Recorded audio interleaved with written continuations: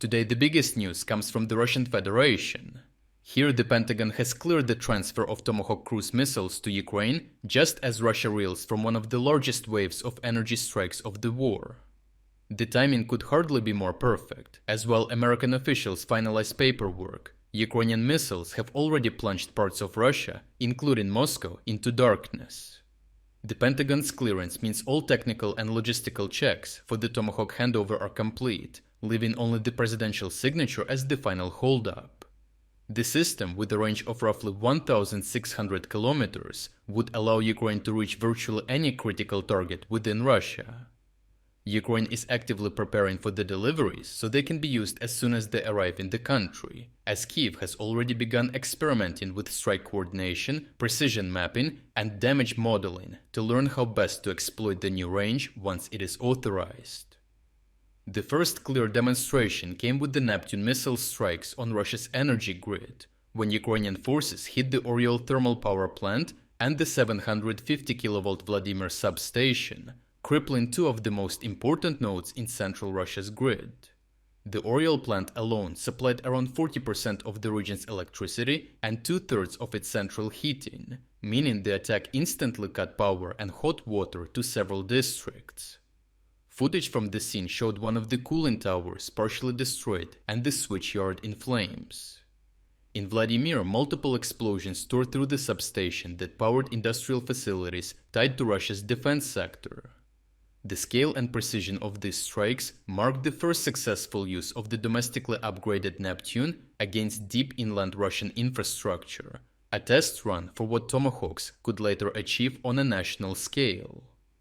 The damage extended far beyond these two sites, as a total blackout hit the Russian-controlled Luhansk region after the Shastya thermal power plant went offline, while emergency cuts were reported near Moscow in the town of Zhukovsky following fresh drone activity.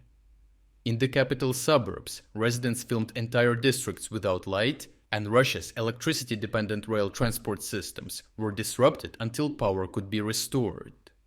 Russia's grid operators described the situation as a malfunction, but the pattern of fires, smoke and power loss left little doubt that coordinated Ukrainian strikes were underway. For Kyiv, this was proof of concept that a precision campaign can simultaneously hit energy, heating and logistics hubs hundreds of kilometers apart. The following nights confirmed that Ukrainian strike forces pressed their momentum, as drones and missiles swept across a wide arc, hitting the Tuapse oil terminal on the Black Sea coast, where explosions ignited storage tanks at the main berth. In Lipetsk, a 500 kV substation was struck, cutting power to industrial lines that feed regional metallurgy plants. Further north, Bryansk and Kursk experienced successive explosions at the Novobransk and Zhelezhnogorsk substations, resulting in cascading failures along the western grid. In Crimea, powerful hits set the Simferopol thermal power plant ablaze, while in occupied Melitopol and Berdyansk, substations powering Russian army communications and radar systems were destroyed. Ukrainian commanders estimated that these operations disabled approximately 5,000 MVA of generating and transmission capacity in a single coordinated series of raids. As substations were knocked out one after another, parts of the remaining Russian grid, particularly in the Far East, began to overload, triggering failures in Russia's far eastern provinces.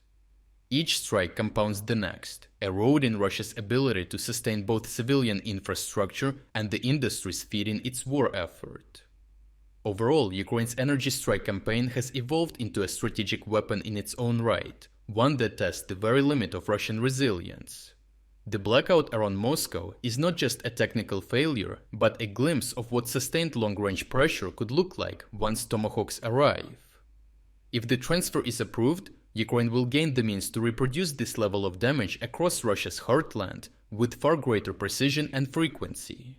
For Moscow, the challenge is no longer simply defending refineries or frontline depots, but protecting an entire national grid under siege.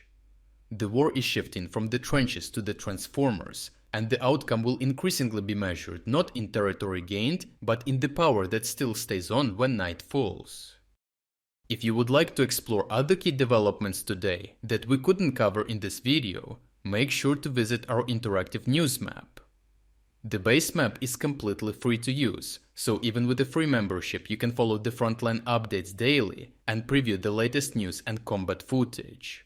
More importantly, the map lets you see exactly where the most significant events are unfolding, giving you a complete overview of the global situation in just 5 minutes a day. The link to our interactive map is in the description below. Thank you for watching this update, and a special thanks to everyone already following our interactive map.